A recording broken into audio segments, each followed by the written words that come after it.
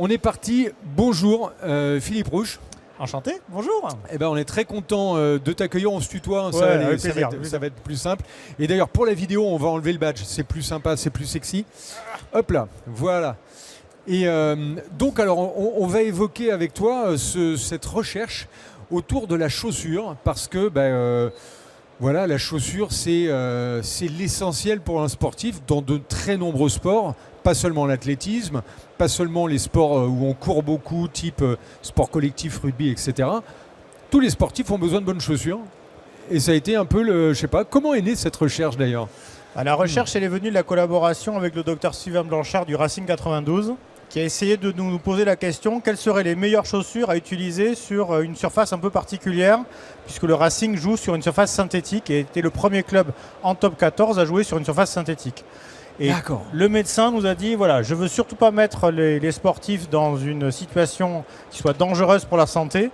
Y a-t-il des bonnes ou des mauvaises chaussures pour les terrains synthétiques?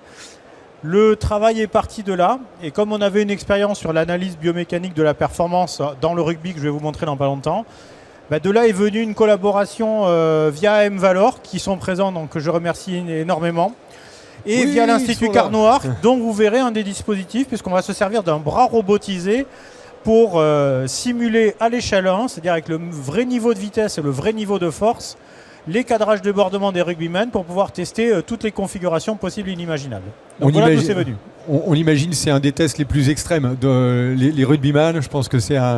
On peut donner un ordre d'idée. Un rugbyman sur un cadrage de débordement, c'est 7 fois le poids de son corps. Donc vous imaginez, ils font tous plus de 100 kg. Ça fait 700 kg sur une jambe, c'est quand même une demi-Twingo. Donc, si vous n'avez pas le bon équipement, le bon contrôle neuromusculaire, vous vous arrachez le ligament croisé, ce qui malheureusement arrive à peu près 2 fois par an en top 14, mais c'est très très peu par rapport au nombre de situations que l'on rencontre. Génial. On va rentrer dans le vif du sujet de cette présentation en rappelant d'abord un peu les partenaires. On en parle après ou pas? On a parlé du Racing 92. Voilà. L'Institut de biomécanique humaine, donc c'est là où tu travailles, je crois. C'est le labo de bioméca de l'ANSAM où je travaille. Et les partenaires de ce labo, c'est Sorbonne Université Paris-Nord qui envoie ses biomécaniciens au labo et l'EPF qui envoie aussi ses biomécaniciens au labo. Donc on essaie de joindre nos forces plutôt que de se disperser. Bien sûr. Et donc on a une magnifique chaire avec le Racing 92 qui est un partenaire donc, de longue durée. Ça fait 10 ans qu'on travaille avec eux. D'abord justement via des projets M-Valor, donc de la contractualisation. Et maintenant sur des projets de recherche à très long terme puisqu'on est sur des projets à 5 ans. Génial. Tout ça avec l'esprit Carnot. Avec l'esprit Carnot, bien entendu. Alors, très rapidement, voilà le petit plan de ma présentation. Je vais vous présenter le point de vue d'un biomécanicien sur l'usage de la chaussure. Vous allez voir, je ne suis pas médecin, je ne suis pas sportif de haut niveau, ça se voit très largement. La thématique jumeau numérique est une thématique très forte à l'ANSA, mais qui va être ici appliquée aux sportifs de haut niveau. Comment on fait un jumeau numérique d'un athlète. Et puis on va regarder l'analyse de la performance et comment on peut tester ça avec des bras robotisés. Et je précise que le partenaire qui nous a fourni le bras robotisé est sur les stands ici. Donc on a la présence d'ABB, de PRST qui nous a aidé pour le choix du montage un petit peu particulier. Alors je précise, je ne suis pas clinicien, pas athlète et ni entraîneur, donc vous aurez le point de vue d'un biomécanicien. Donc c'est quoi la biomécanique d'abord ? En biomécanique, on cherche à faire de la télémétrie, mais au lieu de faire de la télémétrie comme vous avez l'habitude de la voir en Formule 1, mais nous on va faire de la télémétrie de l'être humain. La grosse difficulté, c'est qu'on ne peut pas mettre 50 ou 500 capteurs à l'intérieur d'un être humain, et donc il faut qu'on fasse de la télémétrie des athlètes sans que ce soit invasif. La grosse difficulté qu'on a chez les rugbyman, puisqu'aujourd'hui on va parler un petit peu rugby, c'est que dans le même club, au même poste, ici ailier, vous pouvez avoir des gabarits très très très différents les uns des autres. Donc tout ce qu'on va faire doit être personnalisé. Et voici comment on fait pour faire de la personnalisation. La première chose, c'est qu'on va utiliser de l'analyse de mouvement, qui est ici démontrée par une jeune fille qui est en équipe de France de foot et qui est à l'AS Saint-Étienne. Donc dans le labo, à l'ENSAM, on est capable d'avoir des mesures d'analyse de mouvement et de se déployer, vous allez le voir après en club. Et l'idée, c'est de faire finalement un jumeau numérique de l'athlète pour être en capacité de l'analyser au plus haut niveau dans ses conditions réelles de jeu. Donc pour faire ça, en fait, on se sert au labo d'un système qui s'appelle le système EOS, qui a été co-inventé au labo et qui nous permet de faire des modèles 3D des athlètes en très très basse dose en position érigée. Donc c'est un système à rayon X qui va vous balayer de la tête aux pieds en dosant l'émission de rayons X en fonction de la zone, de manière à être le moins irradiant possible. Ça vous permet d'avoir des radios de face et de profil de l'athlète, de zoomer par rapport aux desiderata du médecin, mais surtout, l'originalité, c'est qu'on est capable de vous reconstruire en 3D avec des algorithmes mêlant modèles paramétriques et intelligence artificielle pour faire ça. Et donc tous les athlètes qui passent au labo ont leur modèle 3D personnalisé. Et c'est maintenant un système qui est déployé dans à peu près une cinquantaine d'hôpitaux en France, et y compris à l'INSEP qui vient de s'équiper de ce système-là, puisque j'ai mes amis de l'INSEP qui sont sur la droite. Génial, donc, parce que c'est quand même né dans votre labo. C'est né dans notre labo de la collaboration entre Georges Charpak, le prix Nobel de physique qui malheureusement est décédé depuis, et dans notre labo, l'invention vient de Wafas Kali, du professeur Wafas Kali, qui a dirigé ce laboratoire pendant à peu près 14 ans, et qui du coup a été en capacité de nous amener toute cette magnifique recherche. Génial. Donc quand on a un athlète, alors là c'est un pongiste de l'équipe de France de ping-pong, donc rien à voir avec un rugbyman.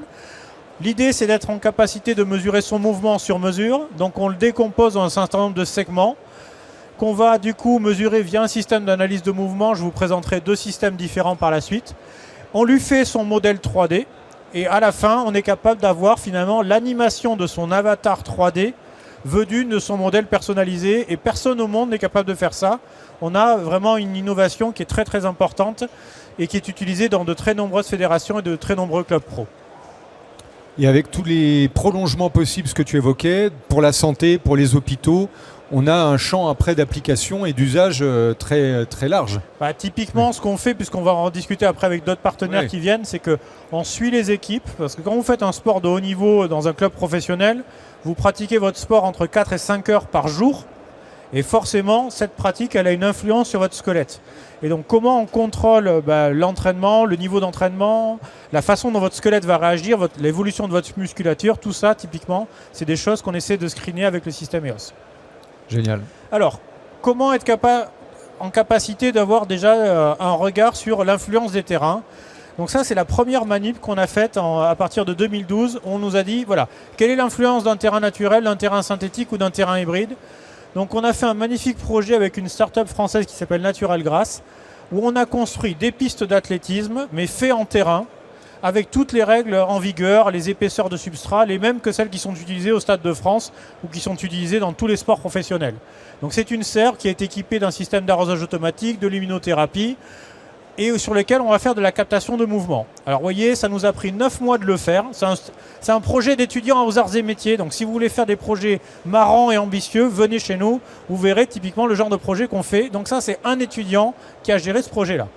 Donc on a fait ça dans un lycée d'horticulture. Et là, on se retrouve avec 3 pistes d'athlétisme, mais fait avec les 3 technologies qu'il y avait en 2012. Donc vous retrouvez au centre la technologie du Stade de France. À droite, un terrain synthétique de 3e génération, et à gauche, un terrain hybride. Et c'était les premiers terrains hybrides à ce époque-là.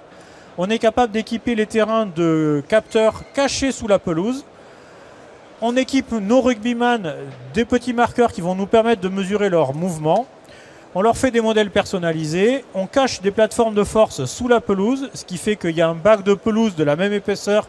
Le joueur ne se rend compte de rien, mais à chaque fois qu'il va marcher finalement sous le capteur, on va mesurer tous les efforts de contact au sol. Et si on a un modèle personnalisé de cet athlète, on est capable de savoir ce qui se passe au niveau de sa cheville ou au niveau de son genou. Donc on a les vrais chargements dans toutes les articulations en fonction des joueurs. Et donc nos joueurs vont faire des cadrages débordements, des courses et des drop jumps. Parce que typiquement, quand on fait un cadrage débordement, il se peut que dans certaines conditions, on se rompe le ligament croisé.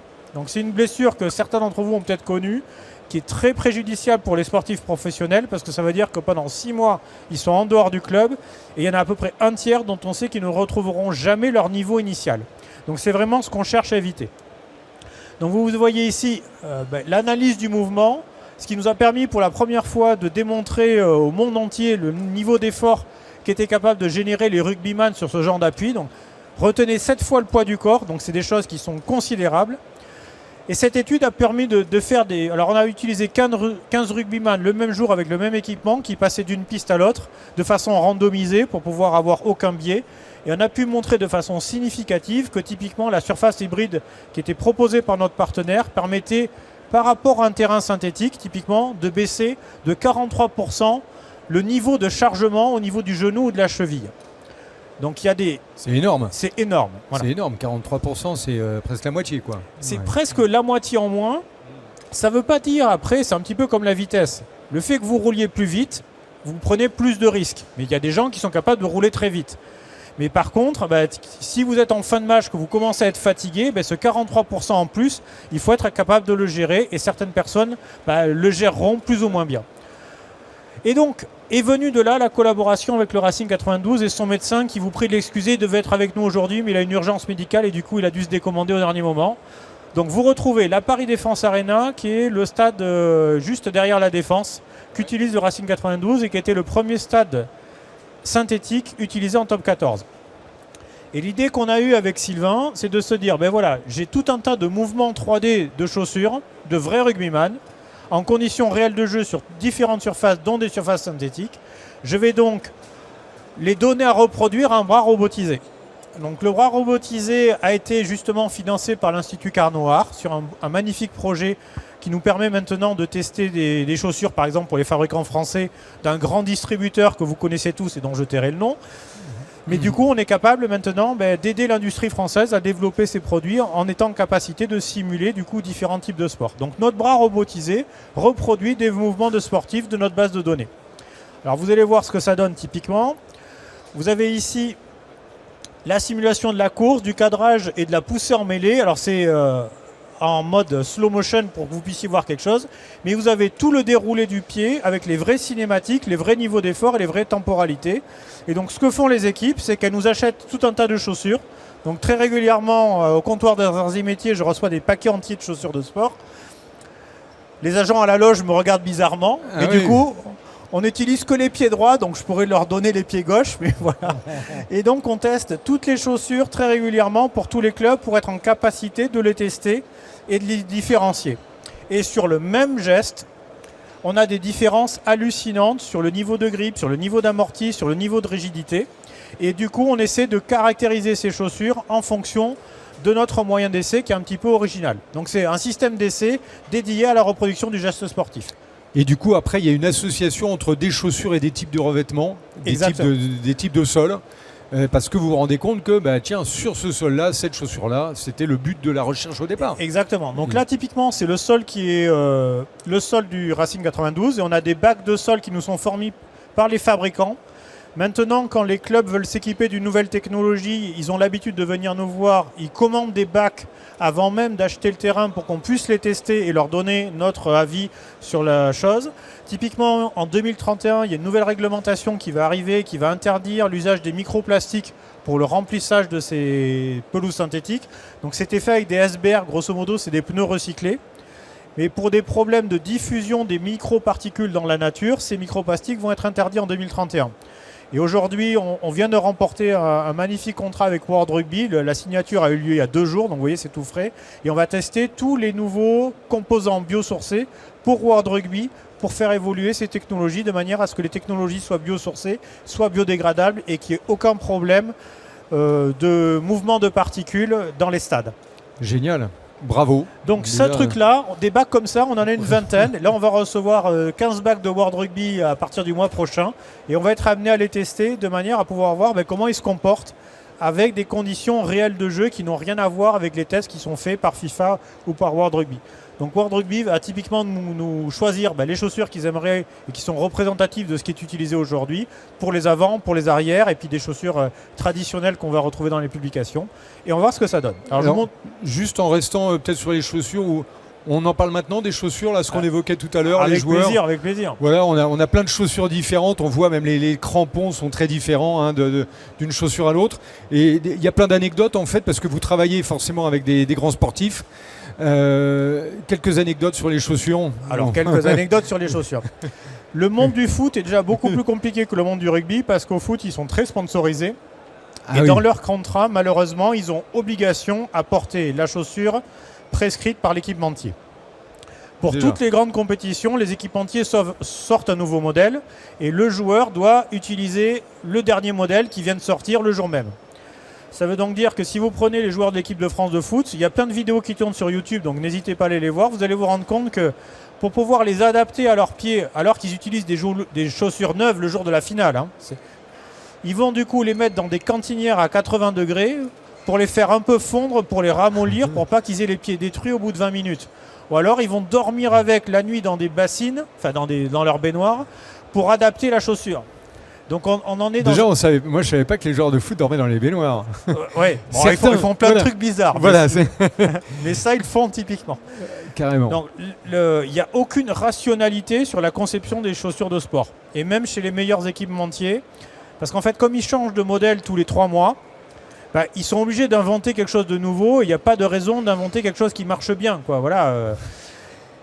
Alors, je ne peux pas citer le nom de l'équipementier, mais une fois, on leur a demandé « Mais pourquoi vous avez mis les crampons comme ça ?» Et le designer m'a dit « Mais quand même, Philippe, tu ne le vois pas ?» Et j'ai dit « Vraiment, non. » Il dit « Ça ressemble à un dragon. » Et je dis « Ah oui, effectivement, si le leitmotiv de conception, c'est que ça ressemble à un dragon, je comprends que je ne comprenne pas. » quoi.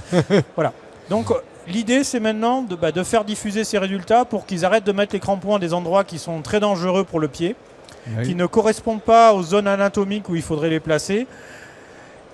Et en fait, ce que vous faites, vous regarderez si vous avez des enfants, puisqu'il y a des plus jeunes et des moins jeunes. Quand vous prenez une chaussure, quand vous la choisissez en magasin, généralement, la première chose que vous faites, c'est que vous la retournez. Et vous regardez les crampons. Plus elle est fine, plus elle est droite, plus elle va vous donner un sentiment de vitesse, parce qu'elle est allongée. Et donc, vous allez avoir tendance à choisir une chaussure dont la semelle est beaucoup trop faible par rapport à votre taille de pied. Ce faisant, votre pied va dépasser à droite et à gauche, le cuir va se déformer. Alors ça, vous vous dites, c'est pas bien grave, mais comme vous avez un changement de matériau entre la semelle et le cuir, vous avez 2 magnifiques concentrations de contraintes sur le gros pouce et le petit doigt de pied. Dessous, il y a des structures très sensibles et du coup, vous pouvez arriver à des fractures du 5e métatarse, qui est une fracture d'un footballeur brésilien célèbre d'un club parisien, dont je tairai le nom aussi. Voilà. Donc, il y a plein de choses qui pourraient être changées si les gens faisaient un tout petit peu attention et étaient moins drivés par le design et la nouveauté. Exactement. Et puis, si on écoutait plus les chercheurs et ceux qui savent, plus que les designers, c'est vrai que tu dis ça, on a l'impression quand même que c'est beaucoup les designers qui s'occupent des chaussures, de trouver des dragons. Il y a un côté quand même marketing assez poussé qui, des fois, s'éloigne du raisonnable et du scientifique. Mais ça, c'est le... Après... Il y a maintenant des joueurs, pour ceux qui suivent un peu l'actualité, qui ont porté plainte contre leur équipementier en disant voilà, la chaussure m'a causé telle blessure et je réclame des sommes qui se chiffrent en dizaines de millions d'euros. Donc les équipementiers font de plus en plus attention et dès qu'on discute avec eux, ils sont très raisonnables. Typiquement, là, il y a une des marques qui est utilisée par un des joueurs du Racing 92 qui n'avait pas des bons scores par rapport à nos critères, aux critères du médecin. On a discuté avec eux, ils ont tout de suite proposé un autre modèle au joueur qui lui avait des très bonnes caractéristiques et on est capable de discuter, de s'arranger. Complètement. Par contre, à partir du moment où vous imposez un modèle pour un sportif, c'est pas la bonne idée. Donc ce qu'on recommande aussi aux joueurs, c'est de ne pas avoir dans leur contrat une exclusivité à utiliser un modèle imposé par leur marque, parce que si ça se trouve, il ne correspond pas du tout à l'anatomie. Alors typiquement, je vous ai juste mis le résumé, mais voilà toutes les chaussures du panel testées pour le Racing 92, où sont synthétisées les informations de grippe, de flexibilité, d'amorti et de performance. Entre guillemets, par rapport aux critères du médecin pour un joueur particulier qui demandait un bon amorti, une chaussure flexible et un grip latéral faible, parce que les terrains synthétiques ont énormément d'accroches, donc on ne veut surtout pas rajouter une accroche qui serait trop importante et qui pourrait amener à de la blessure. En gros, de la meilleure à gauche à la plus mauvaise, vous les avez toutes classées. Et ce qu'il y a de marrant, c'est qu'on les a toutes testées 5 fois dans un ordre complètement aléatoire, et si vous regardez bien le classement, il est par marque. C'est étonnant, bah oui, c'est vrai. Ça veut dire que chez les équipementiers, il y a des philosophies de conception sur le choix de la tige sous la chaussure, sur les matériaux parce que c'est fait dans les mêmes usines, sur le type de cuir qui est utilisé, sur la forme des crampons. Et que quand un équipementier ou par exemple une fédération décide tout d'un coup de passer de Nike à Adidas, ça va amener chez les joueurs d'énormes modifications parce que les deux marques n'ont pas du tout la même philosophie dans la conception des chaussures. Et peut-être que ça va passer de bien ou mal, mais ça peut très bien passer de mal à bien. Tout est possible. Et aujourd'hui, on cherche vraiment à individualiser la préconisation en fonction du poids du joueur, de son poste. Parce que typiquement, Pour un joueur léger, une chaussure trop raide, elle sera peut-être délétère. Mais pour un joueur qui est très lourd, au contraire, s'il n'a pas une chaussure suffisamment raide, il va la détruire au bout d'un match. Nous, on a des joueurs de rugby qui détruisent les chaussures au bout d'un match et demi, qui arrachent la semelle du cuir pour vous donner le niveau d'effort qu'il y a. Donc si vous n'adaptez pas l'équipement, ça ne peut pas marcher, quoi. 700 kilos la poussée. Alors voilà typiquement les évolutions. Donc aujourd'hui on continue à fond avec le Racing qui est vraiment un des pionniers sur cette thématique-là. Donc vous allez retrouver deux joueurs que certains d'entre vous connaissent. Nolan De Garec qui a été sélectionné en équipe de France et qui a fait les 2 derniers matchs comme titulaire au numéro 9. Et on utilise maintenant de plus en plus, on va essayer de l'acheter pour le Racing, là il était en démo, des systèmes d'analyse de mouvement qui utilisent de l'intelligence artificielle pour faire toute l'analyse de mouvement au sein du club. Donc on a des tests de réaction qui nous permettent d'avoir des niveaux d'effort réguliers. Vous allez voir le deuxième joueur qui va passer juste après. Et uniquement à partir de la connaissance de la vidéo, on est capable maintenant, via des algorithmes d'IA, d'avoir un modèle cinématique qui est la donnée d'entrée après à notre bras robotisé. Et comme ça, typiquement le premier système que je vous ai montré, on fait passer 2 joueurs par demi-journée. Donc c'est super lourd. On est obligé de les amener au labo, c'est contraignant. Sur ce système-là, on fait passer 40 joueurs par demi-journée. Donc on est capable, quand les joueurs restent longtemps au club, de les enregistrer, d'avoir leur signature de course, de cadrage débordement et de programmer le robot pour tel joueur en particulier de manière à pouvoir tester pendant toute l'année des chaussures sans utiliser le joueur, sans le fatiguer et sans lui demander de venir. Voilà pour mon petit exposé. Alors on va rester déjà bravo et puis on est voilà et bon alors il va y avoir beaucoup de questions spontanément comme ça. On n'est pas là-dessus. Alors on continue à discuter. Là il y avait on le voit, il y a plusieurs étapes maintenant technologiquement avec ce robot qui teste les chaussures, le scan 3D qui permet d'avoir le joueur sur mesure. Donc ça, c'est des avancées qui sont phénoménales et qui vous permettent aujourd'hui une marque. Vous avez tout le matériel là aujourd'hui pour suivre une marque dans la durée, adapter parfaitement les chaussures aux joueurs. Parce que ce qui est étonnant, là dans enfin bon, je ne sais pas encore la question que je pose, mais ce qui était étonnant, c'est que dans l'étude, ce qui ressort, c'est que toutes les Nike, là, celui-là, voilà, c'est ça. On a les Nike ensemble, les 4 elles sont groupées. Bon, Adidas, il y a un petit peu de flottement, mais là, Adidas paraît très groupé. C'est vrai que ça paraît un peu dingue qu'un même sponsor sponsorise toute l'équipe, ils ont tous des Nike en fait. C'est ça l'idée. Ils peuvent avoir toutes les Nike. Typiquement, alors qu'on va s'apercevoir que ça va correspondre à une morphologie, une typologie de joueurs et qu'il y aurait des joueurs qui seraient quand même plus à l'aise dans des Adidas par exemple. Exactement. Et ça, c'est quand même... ça paraît un peu... Voilà, il y a la puissance du marketing, c'est ce qu'on évoquait tout à l'heure. Mais vous, en tant que chercheur, vous auriez presque la recommandation de dire...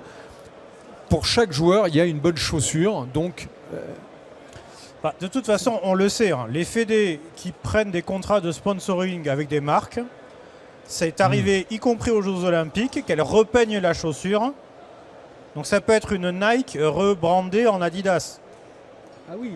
Parce qu'on sait que la Nike ne va pas marcher et que l'Adidas marche, ou l'inverse. Ok. Donc c'est arrivé dans les plus grandes fédés, c'est que vous avez votre contrat avec votre équipementier.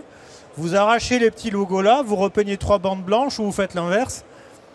Voilà. Le problème, c'est qu'il n'y a pas de... Enfin, autant ils ont besoin de cette manne financière pour participer aux fédérations, des fédérations, mais il n'y a aucune raison. Il faudrait vraiment avoir un coup de bol énorme pour que dans une seule marque, vous trouviez chaussures à votre pied pour l'ensemble des joueurs. Bien sûr. Surtout pour des gabarits comme au rugby, où ça va du petit au très très grand, du très lourd au très léger. On n'a pas d'uniformité de profil, ce qui est peut-être plus le cas pour l'athlétisme ou des coureurs de 100 mètres se ressemblent un petit peu plus, par exemple. Il y a des morphologies communes. C'est vrai que tout à l'heure, entre les 2 joueurs de rugby, 74 kg et 135, c'est presque le double. C'est exactement ça. Et la grosse difficulté qu'on a, c'est que c'est des joueurs qui ont des pieds énormes. Ça veut dire qu'ils vont chausser du 50, du 52, et qu'on ne trouve même pas de chaussures à leur taille. Donc ce que faisait typiquement un des joueurs du Racing, il prenait des chaussures de running Et il avait acheté un dispositif qui lui permettait de visser les crampons dedans lui-même. Donc, parce qu'il n'avait aucune chaussure à sa taille de pied. Waouh. Donc, il y a un gros problème en France sur la capacité à proposer un équipement adapté. Aux États-Unis, quand vous choisissez votre chaussure, vous choisissez la taille, mais aussi la largeur. Chez le même équipementier, vous avez, si je prends du 44, le 44, mais en différentes largeurs. En France, vous allez dans n'importe quel magasin, si déjà vous en trouvez un, et vous n'avez que une largeur fixe. Mais cette largeur-là, elle ne va peut-être pas du tout vous correspondre. Bien sûr. Et sachant qu'au rugby, on a des joueurs qui viennent du monde entier, avec des morphotypes qui sont très différents. Si je prends par exemple les Iliens, les Samoans ou les Fidjiens, ils ont des formes de pieds qui peuvent être différentes d'un Caucasien. Et une chaussure qui a été développée, par exemple Adidas en Allemagne, elle ne correspondra peut-être pas du tout au morphotype. Le support de voûte plantaire ne sera pas le bon, la largeur de pied ne sera pas la bonne. Enfin, il n'y a rien qui va, quoi. Et donc, non seulement on essaie de les accompagner, mais on essaie aussi de leur dire ce serait bien aussi d'adresser ces joueurs-là. On sait que la taille des gens augmente, la taille des pieds augmente aussi. Ouais. Et il faut aussi qu'ils aillent vers des modèles de grande taille, parce qu'aujourd'hui, quelqu'un qui fait du 52, s'il trouve 2 modèles à son pied, il a vraiment déjà beaucoup de chance. Hein. Souvent, il n'a pas le choix. Carrément. Et ce que tu as évoqué aussi tout à l'heure, c'est que la chaussure peut influer sur une blessure. Est-ce qu'il y aura une blessure ou pas? La chaussure a un rôle très important dans ce paramètre-là, mine de rien. La chaussure, elle va avoir un impact énorme sur la performance. Oui, déjà. Avec des effets qu'on va vous montrer justement dans le deuxième exposé, cette fois-ci avec le Stade français. Donc on est capable de travailler avec tout le monde, vous voyez, on travaille avec les concurrents. Bien entendu, on cloisonne un peu les recherches. Tout. Ouais. Mais vous allez voir dans le deuxième exposé qu'un pilier, pour être performant au Stade français sur certains types de terrains, contrairement à ce qu'on pense, il ne faut pas qu'il ait des grands crampons. Donc ça va à l'encontre de tout ce qui est appris dans les clubs de rugby, où d'habitude ces piliers ils mettaient du 21, des trucs monstrueux. Leurs anciens ont fait comme ça, leurs anciens d'anciens ont fait comme ça. Il y a une reproduction d'un truc qui est considéré comme une évidence. Aujourd'hui sur les nouveaux terrains, c'est faux. Et on peut le démontrer. Et donc l'idée c'est, si vous mettez des crampons trop grands, vous allez glisser. Parce qu'en fait, vous allez vous retrouver un peu comme sur des échasses. Vos chaussures ne vont pas pénétrer le terrain. Et donc, il va y avoir des phénomènes de répartition de pression délirantes sur des zones qui sont très sensibles, avec des joueurs très lourds. Et donc, au bout d'un moment, ils vont avoir mal aux pieds. C'est la catastrophe. Et puis, il y a les terrains qui changent et le sport aussi change. On l'a vu hier avec, ou c'était avant-hier, le lift au rugby. Avant, le gars, c'était... celui qui sautait pendant la touche, c'était son saut, sa puissance. Aujourd'hui, il y a une science entre les deux lifters, ceux qui étaient là s'en rappellent, c'est impressionnant. On est en arrêt sur photo, le gars il est à la hauteur là, du stand, il est à 3 mètres de haut, donc le jeu lui-même a changé, typiquement au rugby aussi. Typiquement, ils vont chercher des balles jusqu'à 4 mètres 80. Donc 4 mètres 80. Ça veut dire que le joueur il est lancé en l'air et il est maintenu à peine par les mollets. Donc quand vous prenez des joueurs de 2 mètres qui lancent un joueur de 2 mètres qui tend les bras, ça fait 4 mètres 80. Et donc le sport change aussi, donc forcément il faut adapter tout le matériel, la réflexion autour des équipements finalement. Le sport est devenu professionnel. Les équipements ont changé énormément aussi parce que les arénas qui servent à pratiquer ce sport ne servent pas qu'à pratiquer du sport. Si vous prenez le Racing 92, son aréna, l'année prochaine, elle risque d'être utilisée à peu près 5 ou 6 fois pour les affiches majeures, Toulouse, Clermont, les matchs de Coupe d'Europe. Mais le reste du temps, elle va être utilisée pour des concerts, pour Rihanna, pour n'importe qui. Et donc ça veut dire que la technologie qu'on va mettre en place pour ces arénas-là, elle est très spécifique. On va avoir un gros problème aussi dans les années à venir qui va être l'arrosage des terrains. Bien sûr, vaste sujet voilà. ça. Donc comment on fait à Perpignan où il n'a pas plu depuis 6 mois, enfin juste avant les inondations, parce que c'est soit tout, soit rien. Et comment on fait pour entretenir une pelouse? Est-ce que c'est bien de l'arroser? Vers quel type de matériaux il faut qu'on aille pour justement limiter l'usage de l'eau? C'est des sujets sur lesquels aussi au Arts et Métiers on travaille. Donc toutes ces technologies-là, elles évoluent à une vitesse grand V. Et il faut qu'on soit en capacité, nous, en école d'ingénieurs, d'accompagner les équipementiers, les industriels sur ces évolutions technologiques. Parce que si on ne prend pas le bon train, on peut être à des années-lumière d'avoir une bonne pelouse qui ne nécessite quasiment pas d'eau qui permettent d'avoir un spectacle magnifique et qui permettent de ne pas blesser les joueurs. Carrément, ça c'est l'objectif. C'est l'objectif. Pour 2030-2035. En tout cas, ce qu'on voit, s'il y a des questions, levez la main, on est là. Ce qu'on voit, c'est que c'est une recherche qui est quand même très bien enclenchée, avec plusieurs innovations uniques au monde. Hein. Tu parlais de EOS, là, ce grand, c'est quoi? C'est même pas un scanner, enfin c'est un genre de... C'est un genre de scan. On appelle ça de la stéréoradiographie. Stéréoradiographie qui permet d'avoir vraiment l'image complète et le jumeau numérique qui n'est pas fait de façon numérique mais qui correspond au réel en fait. Donc ça c'est génial. Plein d'innovations et sur une thématique, la chaussure, qui semble aujourd'hui c'est un secteur à la fois industriel, à la fois grand public, qui a beaucoup de développement. Donc là c'est une recherche qui va... durer dans le temps, se transformer. J'imagine que pour vous, là, c'est pas une autoroute, mais disons qu'il y a des perspectives de prolonger ces recherches comme ça dans le temps, avec des équipementiers, avec des stades, parce que tout le monde a intérêt en fait à ce que les sportifs se blessent pas. Donc il y a beaucoup de débouchés, on va dire. On le fait pour le rugby, pour le foot, on est en train de le développer pour d'autres tests comme l'athlétisme. À un moment, on est en discussion avec les chaussures d'escalade. Voilà, comme on a une espèce de bras qui peut reproduire tout ce qu'on veut, l'idée c'est d'arriver déjà à enregistrer les sportifs dans des conditions réelles. Et c'est pour ça qu'on le verra juste après, on essaie de faire en sorte que le laboratoire ait des antennes dans les clubs ou dans les fédés, pour ne surtout pas perturber leur déroulement. On ne fait qu'enregistrer un entraînement qui existe déjà. On ne recrée pas quelque chose spécifiquement pour nous. Et cette base de données-là, elle est hyper importante parce qu'elle nous permet après de faire la simulation, tant d'un point de vue expérimental que d'un point de vue numérique, avec des méthodes éléments finis. Bonjour. Bonjour. Merci pour votre présentation. Moi, je me posais une question qui était, de ce que je comprends, en fait, le projet. Donc, c'est un projet qui a été monté donc avec le Racing 92 depuis des années.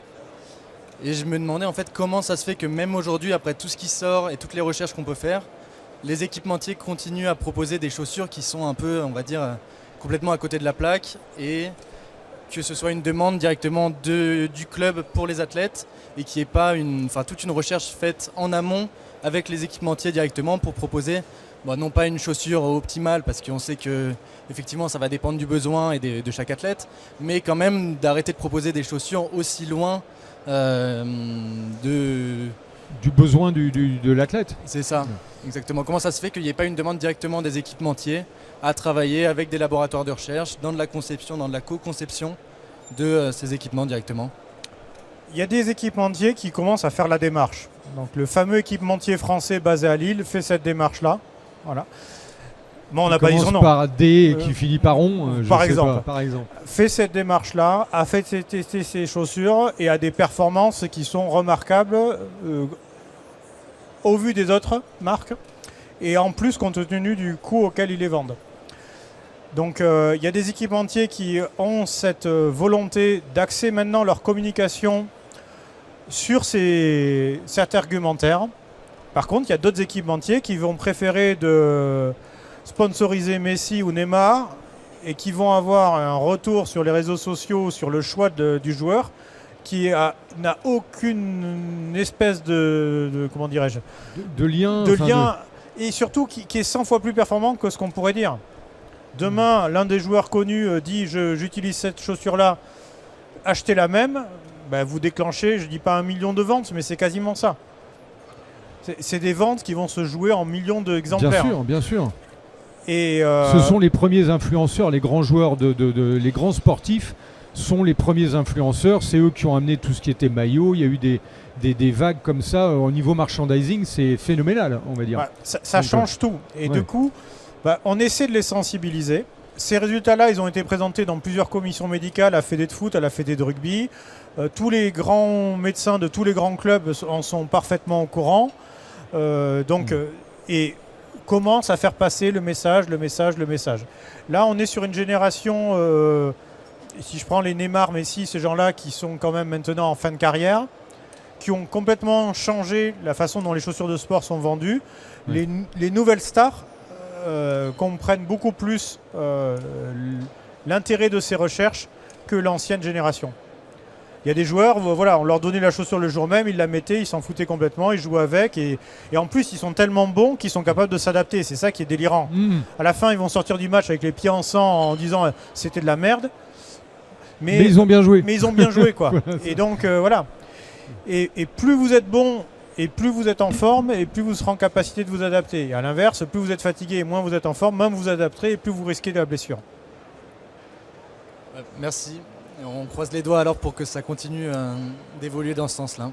Bah, du coup, l'accompagnement est fait aussi pour l'équipe de France de rugby à 7. Donc pour les JO, supportez la France. Allez, on sera derrière. Tac. On sera derrière. Peut-être une autre question. Et en même temps, si vous voulez, on va enchaîner directement en fait avec la présentation suivante. Parce qu'on est tellement dans le cœur du sujet. Vous êtes là et on va rester dans le passionnant en accueillant déjà grand bravo